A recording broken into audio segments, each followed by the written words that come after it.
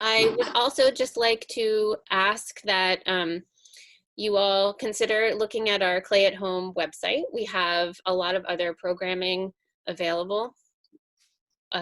Everything from demos of work that you can make at home for adults and for children, as well as talks. All the recordings of our previous Lunch and Learns are there as well. On Fridays, our colleague Shannon Jones, who's another artist that happens to be in the Animals All Around Us show, hosts a 2 o'clock wonderful chat. If you need some company or just want to have some fun, I would highly recommend that you join in. There's lots of trivia and jokes and music playing and amazing things, often trivia about animals. I think the last time I was on there, we were talking about animals. We also have virtual classes available since we can't have classes in the classrooms. So please go onto our classes website and check that out. I'm teaching some craft history classes, a new session coming up, but there's also hands-on classes as well. So thanks for joining us again. It's such an honor to have these 4 people with us. We had a really wonderful pre-chat yesterday, and I'm looking forward to this. And all of you spending your afternoon with us is just an honor. So thank you. All right, I'm gonna hand it over to our artist, and I'll just go in the order that they're on my screen. I'm gonna ask Kip to start us out, telling us about her use of animals in her work and how they inspire her.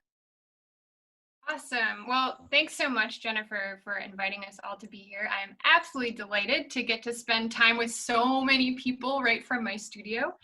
And thanks to the Clay Studio, too, for putting these on. I think it's a really lovely idea.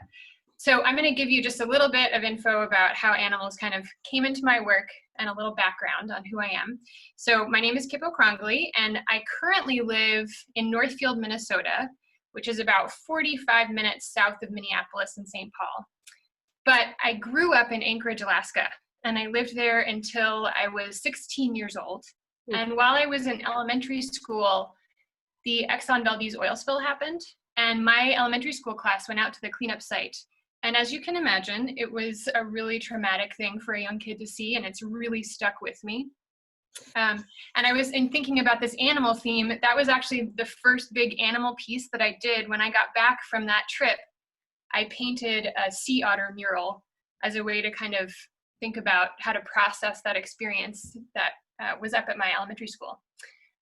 So fast forward a whole lot of years to 2005, and I was actually working in Pittsburgh at the Pittsburgh Center for the Arts, and I was trying all sorts of different techniques with clay, and I was really searching for my own voice. And my husband, who's an environmental economist and really influences my work a lot, he recommended that I read the book The Omnivore's Dilemma by Michael Pollan. And in that book, Michael Pollan talks about how all of the corn that we eat and all the corn that we feed the animals we produce is actually fertilized with petrochemicals. And so I was like, oh my God, I'm eating oil. This is crazy. And so I knew I wanted to talk about these ideas in my work, but I just wasn't quite sure how. And so it's taken a long time, and it's gone through lots of different iterations. But where I currently am is I'm using animals to talk about ideas of food and energy and climate change. And I'm really excited to keep talking about all these ideas during the rest of this hour and to hear from the other folks who are here too. So thanks again for the invite, and I'll pass it along. Thanks, Kip. That's great. And yeah, what a strong experience it must have been to be dealing with the aftermath of the Valdez. Lisa, do you want to go next? Sure. That's wonderful to hear, Kip. I loved hearing your story. These stories evolve over time, and the telling of them changes in time as well. I would say that my beginning with animals came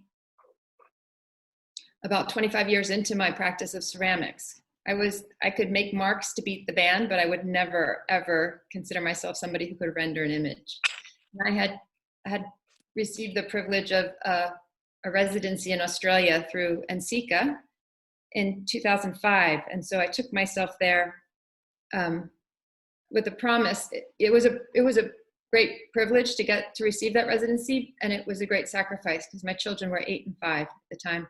And so to leave them for that length of time was a difficult decision to make. And so I promised myself I was going to get everything out of it that I could, you know. So I had these rules, and one of them was that I would stay open.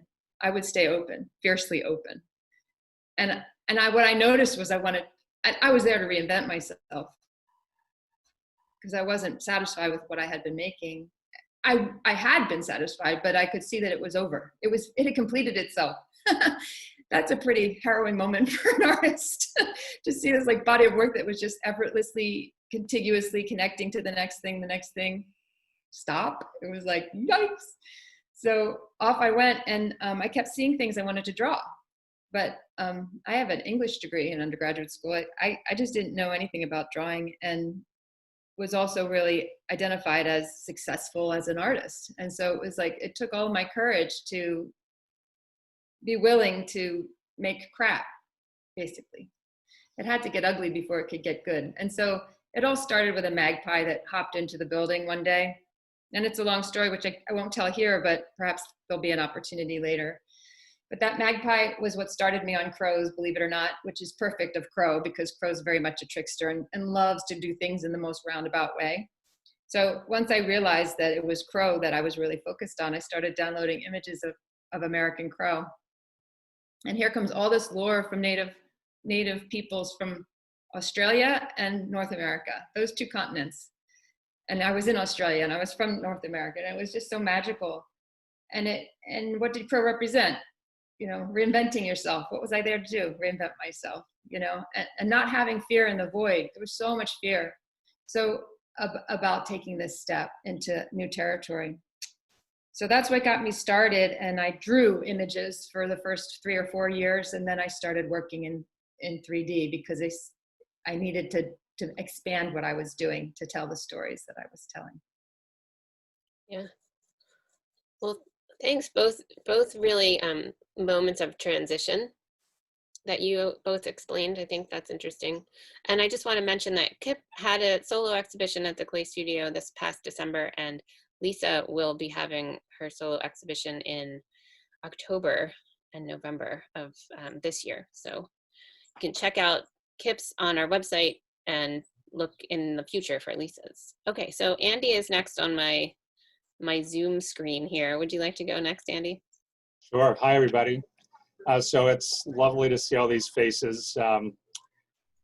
I've come to really appreciate the work and community that Clay Studio creates. My partner, Alex Stadler, who's on here somewhere, is an associate at the Clay Studio. And so it's great to be engaging in it myself in a small way today. First, I need to do a shout out. I see somebody with a poison dart frog as their call out name, and then I'll mention it later, but Laser Ray and his golden lion tamarin, that's maybe my spirit animal in some senses. So animals have been central to my life since back before I can remember. I grew up on the outskirts of Tucson, Arizona, and we had tons of wildlife around us, snakes and box turtles and amazing birds all around. And I've just sort of carried that fascination with animals through my entire life. You know, Dr. Dolittle, those who are familiar with the author Gerald Durrell, who is also a conservationist and zoo guy, were kind of my heroes or my inspirations as I was growing up. Kept that interest all the way through high school and college. I was lucky to spend a few years in Brazil studying the golden lion tamarin. Again, see a little bit of a youngster there in Laser Ray's background. Small primate from southeastern coastal Brazil, endangered although recovering. And then coming out of graduate school, I was lucky to first have a curatorial internship at the National Zoo, and then I've been at the Philadelphia Zoo for coming up on 30 years, almost 30 years now. Largely early part of the career really focused on the animal side, and then for the past decade or so, a little bit broader set of responsibilities. But animals have always been my draw and my inspiration. we live in Center City with 3 dogs. That's your wildlife for now.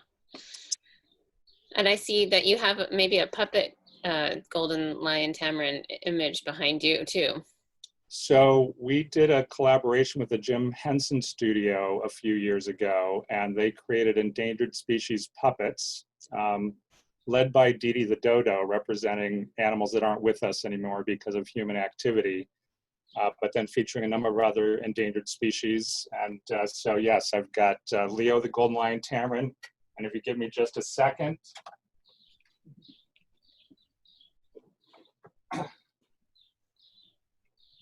We also did a collaboration with Legos, and I was gifted one of the 10 golden lion tamarins that we created, and this is probably 10 years ago that we did this. Wow. Oh, that's so great. Thanks for showing us that, Andy. And then Ted, last but not least, would you like to Love to. give us your background on that? First of all, thanks for the invite to be part of this Clay Studio program. I appreciate this opportunity. I'm meeting new people. It's exciting to see. Yeah, I am at the Academy of Natural Sciences, and it may sound odd, but I work on fossils, so not necessarily living anymore, but my background goes deep into, as a kid, just growing up in New Jersey and Pennsylvania, actually, so kind of local. Being connected to animals via my family, my grandmother. I actually, as a little kid, she would like give us a nickel if we saw a certain kind of bird, or a dime if we saw a deer or something like that.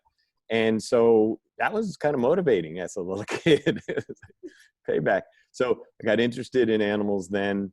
My sort of going through college and things, it was still animals, but it was also rocks. So I got into geological things. And I think I've ended up in a career that combines those two things well. It's animals, particularly animal anatomy, as well as the rocks. And so we find these things as fossils, and we imagine them as living animals. My work at the museum does deal with fossils, but I also deal with what we would call research collections of like skulls. It's really cool stuff. Andy, we have zoo things that died centuries ago, but their remains have been preserved, sometimes in jars, but oftentimes as skeletal material. So I think my biggest connection to animals now is their anatomy, their bones, and bones are incredible. They're so informative, they're so artistic, beautiful, so functional. You can really learn a lot by looking at bones of even about a living animal. So that's for sure. And I think the last thing I'd mention is that studying like the interconnectivity of life, so I study evolution, and the tree of life is this huge, incredibly diverse grouping of plants, animals, living things. But as you study it, you start to understand branches on the tree, and you organize life. And it's not chaotic at all. It's actually very organized. And that sort of appeals, I think, to my general nature of organization. So that's how I connect with all of this. Yeah. Oh, that's so great. And made me think about the fact that there is a way to make ceramic out of bone. Well, I guess it's not quite ceramic, but bone china indeed does have ground up bones in it. Wow. So wow. You can, yeah, they figured out a way, because Europeans were having so much trouble making porcelain, which was really popular, but only Asian people had figured out how to make it. And in the 18th century, Europeans figured out a way to add ground bone to their ceramic material in order to make it white and translucent. The bone is, I guess, calcium phosphate, I guess, and maybe that reacts appropriately. Cool. Yeah, so like lime. We're all connected. Just like you said, like the tree of life. And interesting too to think about, maybe some of the specimens from Peale's museum could be at the Academy, or just only a very few. They Yeah. sort of went elsewhere from Peale's museum and then kind of dispersed. But there are things definitely of that time frame at the Academy in Philadelphia, sort of the late 1700s, early 1800s. The Academy goes back to 1812. That's when it was established. 1812. And the zoo, Andy, it's the oldest zoo in the United States. Is that right? Well, we have the claim of being the nation's first zoo. We like first versus oldest, since oldest sounds a little decrepit. Got it. But we were chartered by the state of Pennsylvania in 1859, but the Civil War intervened and we didn't open until July 1st, 1874. That still puts us very early in the arc of the recognition of zoos as a public good. Yeah. Oh, that's so interesting.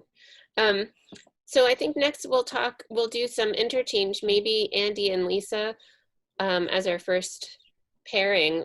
We were thinking about whose work kind of matches up and some of Lisa's small mammals and birds and Andy's interest. So do you two want to, I don't know. Sure.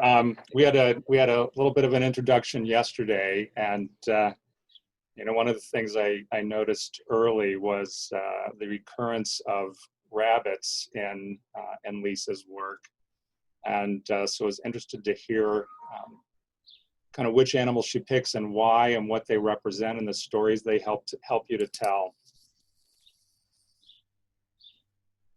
Oh, Lisa, you're on mute. Thank There you you. Thanks for the question, Andy. The first time I used a rabbit, I used it because I wanted to depict velocity. It was on a skate. It was a piece about creativity itself. And I was going to put birds. All I had been doing up until then was birds. But I thought, didn't quite make sense. So it was about creativity being blind, but you have to employ play to get anywhere with it. And so they were just having so much fun on the skate. And I was on a farm when I was making that piece, and they had rabbits, and I thought their ears could be like flapping in the wind. So it was to help me depict that. And I've played around with other creatures along the way, but they're just like a brief dalliance if they don't have some more deeper significance for me. So I tend to go into lore, native lore, to see what native peoples said about what they symbolized. And there was plenty about rabbit that spoke to me. But the truth is that the reason why it has lasted this long for me is because I see the rabbit in my yard in abundance. And at the same time, it is prey to almost everything. And so, as I was saying earlier, I experienced the need to marshal a lot of centeredness and courage in order to bring forth what is coming to me in terms of being an artist. So I see the rabbit as a hero. For me, the rabbit's a hero because it somehow has managed, not by the individual can get picked off, no problem, but by this collective to not only survive, but thrive. So that's why the rabbit, because they face fear and they look it straight in the eye and they move forward anyway. Yeah, so I relate to that. Rabbits certainly define the term plentiful. They have tremendous reproductive capacity. A female rabbit can have 4 or 5 litters in one season, and there could be 5 or more youngsters in each, so can multiply rapidly. But to your point, each individual is very vulnerable. They actually have a pretty short lifespan in the wild. Right, and so when 12, 18 months, and the majority have been picked off by predators or other. Or my dog, domestic animals. When I think of them, I did a series of predator-prey interactions. And what I noticed the deeper I went into the predator-prey relationship was that the rabbit, and some of the lore reflects this actually, that the rabbit among all animals in the entire universe is the most hospitable. What do you mean by that? Hospitable to other? It's food. It's food. Oh, because it's food to everybody? Because it has this agreement that it will be food. I mean, it is so plentiful as food. You know, I could talk about how it's prey, but I can also say how it's volunteering to be food. You know, like you could flip it around.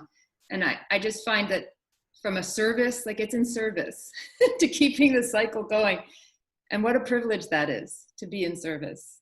So it's interesting for me to delve into down these wormholes or rabbit holes of exploration, because I never know what's going to come, you know, in terms of insight for me. Yeah, that's interesting. They can have 4 or 5 litters. I didn't know that. That's great to know. That's amazing. Lisa, can you show us the rabbit that's behind you? Yeah, so this is 2 of a series of 5, and I showed 2 because only 2 are finished. And it will be the rabbit entering form, like completely the animating force of our life is spirit. So the first image is of the animating form, hasn't entered the vessel yet, but you see it. You'll see the rabbit that's not decorated like a real rabbit. It'll be covered in sacred geometry. And that's why I asked you if I could hang things in the gallery, because I realized that this thing is actually, I never made one like this. It's like leaping. So when I was making, I was like, okay, you got the idea, go. So I start to go, and it's like, how are you supposed to build that? It's not standing on anything. You know? So I figured out how to build it and fire it, but then I was like, what's it going to be on once it's out of the kiln? You know, so these clouds are going to hang. So it's coming out of the celestial realm into the form, and then it'll move through. That's why these guys are kind of, this is number 2 and this is number 3 running, and then it'll run out at the end. So it's just the life cycle. Yeah, that's and great. they're flower holders. They have these tubes inside, so they can be filled with water and fed from below in the inside of the tubes. Yeah. And Andy, does that what Lisa was saying obviously like started to resonate with the more scientific sort of biological knowledge that you have about the rabbit? And can you talk a little bit about how your interest was specific to, I mean, small mammals, but I know primatology as well. Is there like something about having chosen those rather than like elephants or something that is part of your interest? I mean, I think we've all experienced just things that happen to us in our lives, and it has a defining impact. So for me, the primate piece actually started, I was a big bird fan. I grew up in southern Arizona, like the mecca of North America birding. I liked all kinds of animals. And my first real paying job with animals was as an animal keeper at the Los Angeles Zoo. It's actually not that easy to get a keeper job. I had to volunteer for like a year before I got promoted to paid. But just by accident, the vacancy that was available was working with these small monkeys called marmosets and tamarins. And so one of the species I was working with was the golden lion tamarin. That kind of led to, when I went back to graduate school, making a connection with one of my mentors who was at the National Zoo and University of Maryland and had started a conservation program and research program for golden lion tamarins in Brazil. And that's what got me down there. So I can easily imagine, you know, some other, whether amphibians, birds, having taken any of these paths. And that was just one of those things that kind of you wake up and you're suddenly in the rainforest of Brazil and you're trying to look backward and there was a bunch of accidental steps. That's never really an accident, but yes. Well, although even like as you list other things that you could have gone into, they're still all small things. So maybe we'll have to get that out of you further. And that leads me to my question for you, Andy. And I just love that we were talking about this yesterday on the test call, just that all of us have work lives. You know, we've built lives around work that is unconventional, that's less traditional. And I think that the way that happens largely is by being willing to follow that breadcrumb trail, you know, because it's not dictated. It's not like, you know, now where you're going to be in 20 years. And that's part of the fun of it. But what I wanted to ask you specifically was, after all these years of studying and being with primates, is there something in their behavior or their the way that they construct community that you've noticed that you enjoy or marvel at, that you wish that we as human beings had more of? That's part A. And part B would be just, has it influenced you in your own personal life and how you conduct yourself as a human being? Has something about them inspired you to conduct yourself differently? I wish I could say I was a better person for them. That's a great question, Lisa. So, you know, I'll kind of answer that on a couple of levels. I mean, I come at this, my brain is kind of wired as a scientist. And so I like understanding things and I like understanding patterns. And probably the most fascinating thing for me is getting to really know this one kind of animal in a way that really nobody had been able to do before in a wild setting, was understanding their social dynamics and understanding what determined which animals in a group would become the parents of the next generation. How did groups divide as kids grew up? Could they stay with their parents or did they get kicked out? And what happened to them after they got kicked out? Like, these meta patterns to me were just fascinating. If I were to say kind of more broadly, maybe not applied to primates, but applied to animals, and I think it is part of the appeal of animals, at least those that are closest to us. I might disagree with this on cats, but with dogs, you know, they're completely non-judgmental. They're completely non-judgmental. And they, by and large, don't lie to us either. And so those two characteristics, I think, are something that we could all try to model, but I think they're an important part of our strong connection with the animals that are closest to us. Cats, on the other hand, not so sure about the non-judgmental and truthfulness, but I think broadly in the animal kingdom, I mean, there's certainly a whole field of study around to what extent do animals practice deceit. And there is some that goes on, but by and large, you see what you get. You get what you see. Beautiful, thank you. Yes. I didn't mean to infer that you should be a better person, because you seem like a pretty straight up guy to me. Well, you know, it would be good to practice reminding myself of that every day, what it is I admire in dogs and animals, and Thank you. work on it.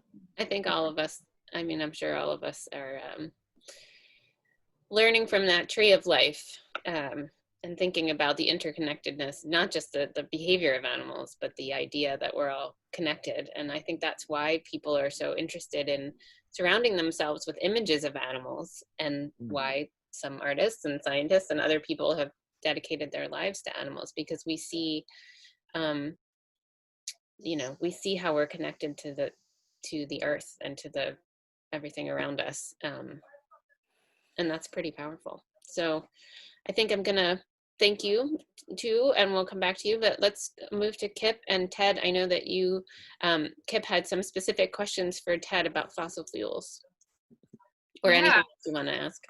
Yeah, so I am curious, because I use dinosaurs as a way to reference fossil fuels in my work, and in the reading that I've done, have learned that that is inaccurate. But I'm curious about maybe your thoughts on why that has become something that we kind of commonly think of. And I think of like Sinclair oil that uses the Apatosaurus as its logo, and maybe how some of those things about dinosaurs have kind of worked their way into our modern culture and ideas. Yeah, well, thank you for knowing that, Kip. That's great, because it absolutely is a sort of an urban legend about dinosaurs and I guess other prehistoric large animals like that being source of oil. Just so everybody knows, the more accurate thing is when you think about biomass on Earth, it's plankton. It's that material that's floating around out in the shallow oceans and the light zone of the oceans. And when those things die, they sink to the bottom and they get incorporated into sediments, all the muds and sands that are also accumulating on the bottom.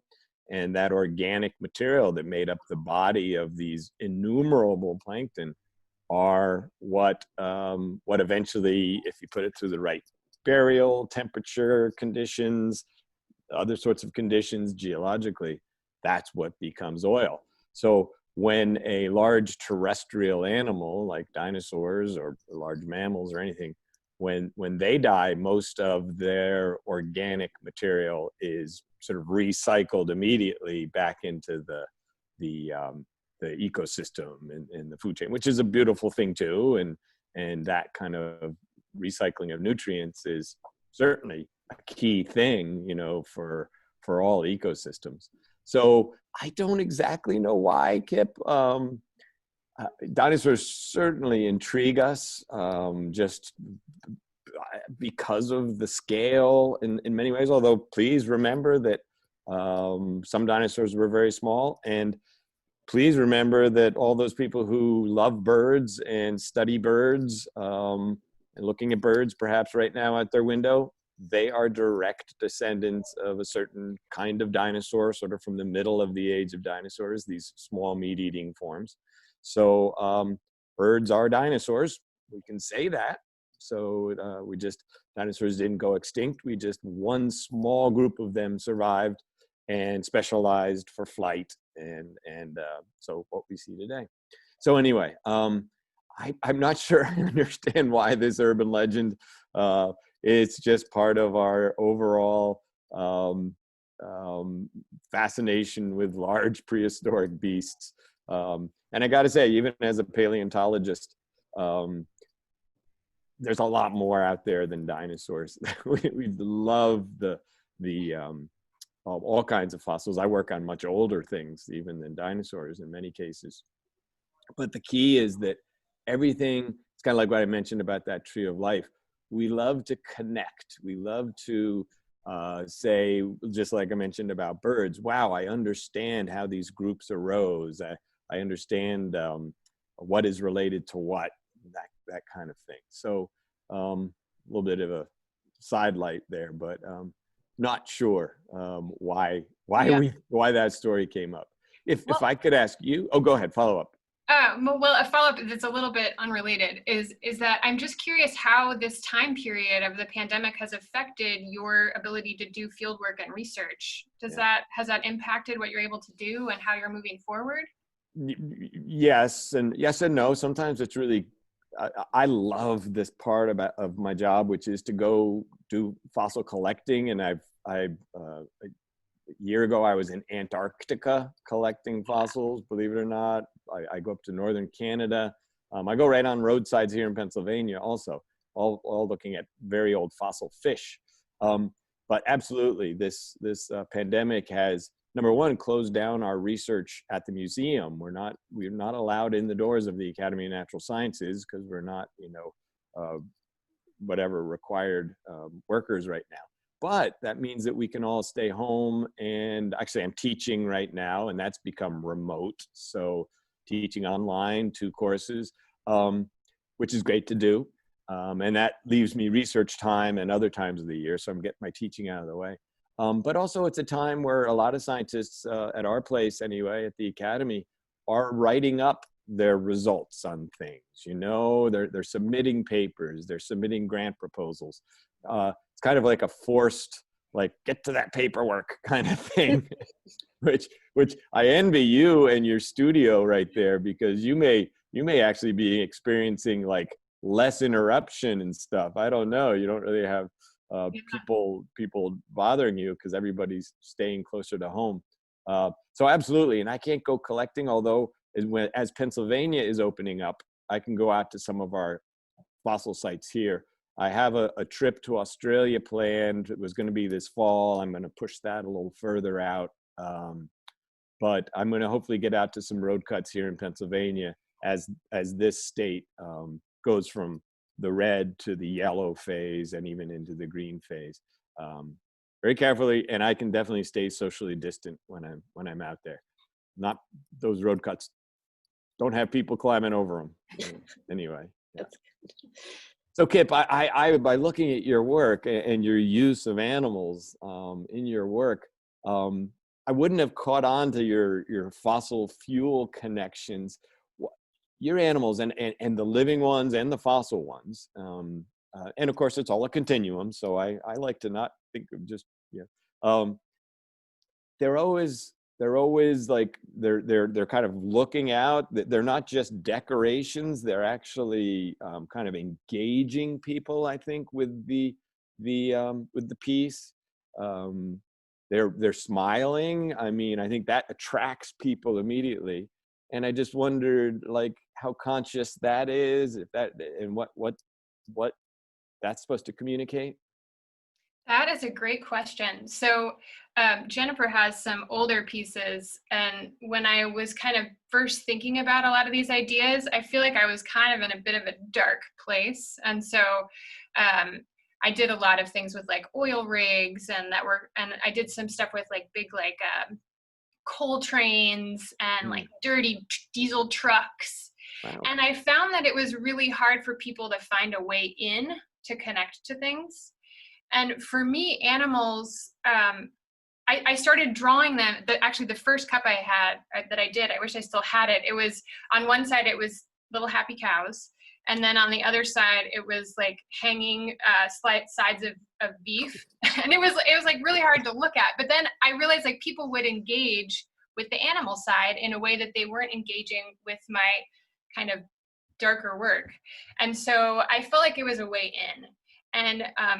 And going back to what Andy was saying about how animals are like really honest. And I feel like in a way that sometimes like people have a lot of baggage, animals can communicate something really from a place of purity and kind of innocence that I couldn't say the same way if I was using a human form.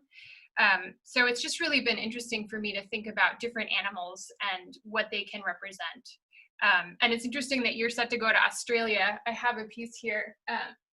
I just started doing koalas to think about the forest fires. And so I've tried to be more subtle. Like I was thinking like, oh, I could make, flames in the background, but that would be really dark. And so instead I chose a color palette that references maybe sort of like a fire type theme. And so this to me is another way to represent climate change. So I feel like there's just a lot that I can say subtly and that requires people to do a little more investigating. And maybe they just like koalas, and I'm okay with that too. But I feel like for me, it's a way to talk about ideas that are hard in a way that's still joyful and happy. So. Yeah, awesome. I think Your work definitely draws me in because of the sort of the ideas of these innocent animals, kind of or non-judgmental, as Andy said, and things, yet approachable. I mean, your T-Rex, I think it's a T-Rex, it's some big carnivorous dinosaur, is like friendly.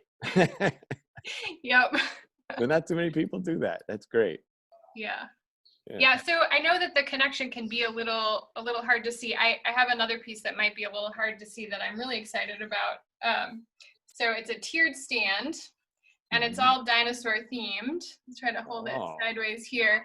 And I have in the background of the tiered stand, there are wind turbines in all the clouds. So I'm kind of thinking about like, this intersection of old and new, and how those things kind of work together, and how we move forward. So yeah, I'm pretty excited about this guy. Good for you. Yeah. I'm glad that you picked up on that, Ted. We were talking about the idea that both Kip and Lisa use animals as a way to kind of draw people into conversations that can be difficult. The deeper emotional meaning that artists often who use animals kind of can use them as avatars, for lack of a better word, for like human emotions, because it's easier for us to it's less uncomfortable. Maybe Lisa was talking about that yesterday. Do you want to comment on that? Sure. I was saying that when I first started moving from just illustrating on pots to making three-dimensional things, I started with human figures to tell the stories I wanted to tell. But people would walk into my studio and sort of glance over at the human things and say, like, their mouth was saying one thing and their body was saying a whole other thing. Their mouth was saying, oh, those are really interesting. Is that new work? As they backed up and moved away from them, I could see that it was too close. Like it intimidated them, and it made them not approachable. So I wanted to work with animals anyway. I was only starting with humans. It was like a red herring. So I went back to animals and told the same stories and was able to engage the audience differently and engage them very deeply. Like people have their own stories that they project onto my work, which is 100% okay with me. I think that I make my work to explore and understand the world that I live in. That's number one. Like that, I'm doing it for me. I'm doing it because I need to. So what people make of it is entirely up to them, and it's just as valid as what I've said it was about, in fact, in my opinion. So I find it interesting, and if somebody takes a meaning and benefits from it, then fantastic. It makes me so happy. But people come in and tell me what a great sense of humor I have, and I'm like, have you met me? I really don't have such a great sense of humor. Talk to my family. But so that's just really clear to me that that's how that works, that people will tell their stories, and that's 100% valid. Yeah, plus you just used the term red herring to talk about the animal. Yeah, I'm funny accidentally. Usually, pun not intended. And I think it's interesting to note as well that although both of you make non-functional sculptural work, you also make functional work. And it's one of the things that I love about functional art is that it's intended to be intimate. You know, we're putting these things, a mug to our lips. We're using these things for our daily, you know, to nurture ourselves as we're eating, and to have imagery that we want to be surrounded with, but that also has these deeper meanings. Something that's really, you know, valuable that you understand that and have incorporated it into your work. And that Lisa mentioned in an email earlier in the week and mentioned earlier that we all have chosen careers that are, you know, kind of heart driven, and that you were just so nicely saying that you were trying to understand the world better. I mean, I went into art history for the same reason. I feel like studying art through the times helps us understand what is consistent for people over time. But also Andy and Ted, you know, they're working with trying to understand the underpinnings of our world and the ecosystems around us that are supporting us. So I think we're all trying to kind of understand the world, and that's another thing that unites what's happening here. Kip, did you want to say something? Oh no, sorry, you look like you want to, sorry. Agreeing with you. Well, I want to if any final comments, and then we can think about the chat and look for anyone who's had some questions, and then, you know, final comments later. But any other thoughts right now? Oh, the only other thought I have is to just say to Kip, I just am so enchanted with your whole approach and your light heart. You know, the way that you are exploring deeply things that are very meaningful and perhaps troubling to your heart. And what I see when you speak is just this lightness of being, and it's really beautiful.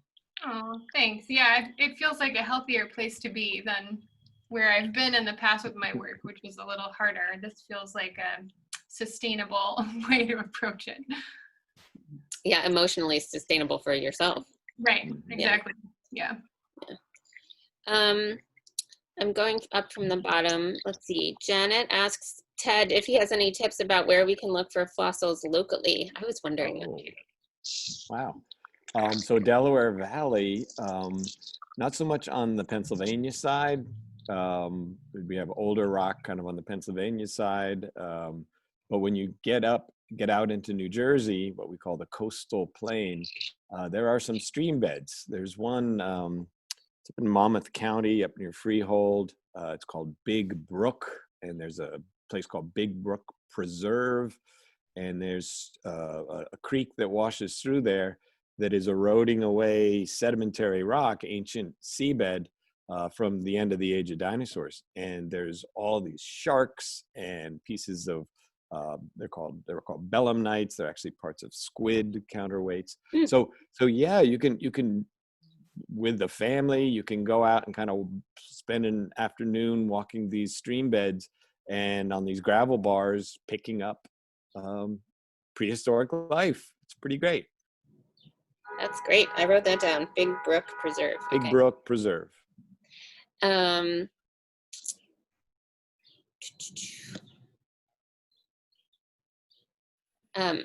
Raymond says our Monmouth clay comes from there. Oh, yeah, and that's another thing, right? The clay that everyone uses is that's a really good point. Part of the earth that's been absorbing.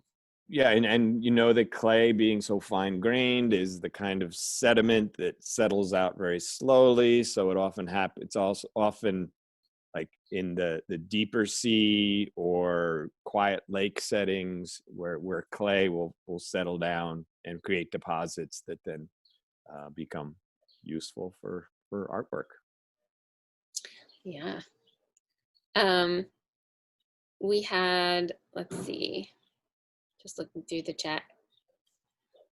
Someone asked if they can rewatch or watch if they have to leave. And yeah, we have all of our Lunch and Learns recorded, and they're all on our website available there. And oh, Shannon says her Friday talk is at 4. I'm sorry, it got changed, so that's 4 o'clock if you're looking for that.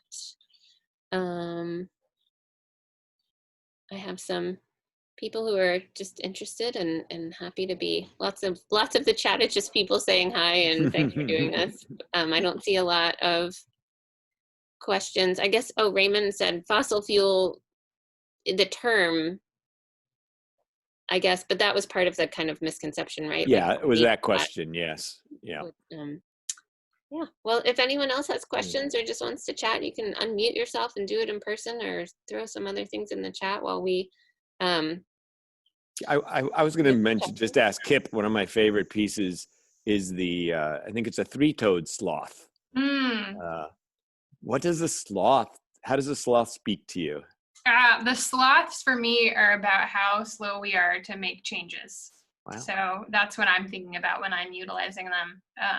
So I've done some sloths with like wind turbines in the background, thinking about how slow we are to transition to a new way of thinking about energy. But yeah, for me, they're about slowness. And it can also be in terms of just like how we choose to live our lives too, like trying to slow down and appreciate things more as well. But yeah, it's interesting. I had somebody ask me if I ever did 2-toed sloths recently, because I only do the 3-toed. So I feel like I need to broaden my sloth repertoire a little bit. Well, if you want to focus on kind of resistance to change, I think you've picked the right one. 3-toed sloths are much less flexible in their diets than 2-toed sloths. And in fact, there's evidence that they kind of fixate early in their lives on just a couple of different kinds of leaves and don't even move out of those couple of different diet staples. Not quite as bad as a koala, which only eats eucalyptus, but become very fixated on a very narrow diet. Huh, that's fascinating. And their cousins, the 2-toed, are more adaptable. A little more adventurous in their dietary habits. And are sloths an animal that has been around for a long time, sort of more than most? Is that something that I remember, or is that another one of those myths that they've... Not more than most. You know, they diversified during this age of mammals, which has been, you know, the last 50 or 60 million years. But, you know, sloths, their closest relatives, living relatives, are anteaters. Andy, I hope I'm right on that. I think anteaters and armadillos. Yep. Yeah. Yeah.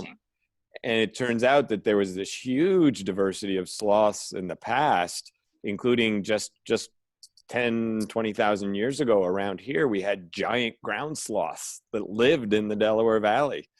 There are fossils. I mean, those are, yeah, they're like they sound. They are giant. They're 8 feet high and herbivores, stripping leaves from trees, and so pretty neat. Much more diverse than we have today. The actual sloths themselves. I want to hear from our 2 scientists if you could each pick an animal that you haven't seen in either Kip or Lisa's work that you would like to see on a pot or in a ceramic sculpture. What do you think? Well, I'll ask you to look up a fossil form that we described a few years ago. It has the interesting name of Tiktaalik, all one word, Tiktaalik. It's actually an Inuit word. It's a fossil form that we found up in the Canadian Arctic. And Tiktaalik could probably be a metaphor for things. It's right at the transition between finned and limbed animals. It was sort of making that slow but steady evolutionary transition to living on land. You know, it was sort of specializing in more shallow water. So it's I think it's graphically kind of cool too. So yeah, that's one I would think would be fun, but that maybe I have a vested interest there because that's the thing we discovered and described. And can we see your particular article about it somewhere? Is that in a that we have access? I could send it to you or something like that. Sure, it was a Nature paper. Yeah. Ooh, we can link it to the thing of this. Okay. What about you, Andy? Maybe I would pick a pangolin. Oh, a pangolin. That's a good idea. Super cool animals, kind of the Asian equivalent maybe of armadillos, but Asian African equivalent of armadillos, which are only found in the New World. Super cool looking. They look like an animated long pine cone. But the reason I bring them up is they're a little bit of the poster child for today's health crisis. On the one hand, they've been potentially implicated in being one of the steps in transmission of COVID-19 to the human population, but they're also one of the most under threat from live animal marketing and poaching. So super cool, representative of today's crises. I had an alternative question that I was going to ask you, Andy, but I'll just throw it out to both of the scientists. If you had all the skill in the world, like that wasn't going to be any kind of hindrance for you, what kind of animal, which animal would you choose to represent in a sculpture or an illustration? And what would the story be that you'd want to tell? So you started that by saying if you had all of the what in the world? Skill. Like artistic skill. I'm asking you to suspend disbelief and not even worry about that at all. Like, so just artistic fantasy skill. Question.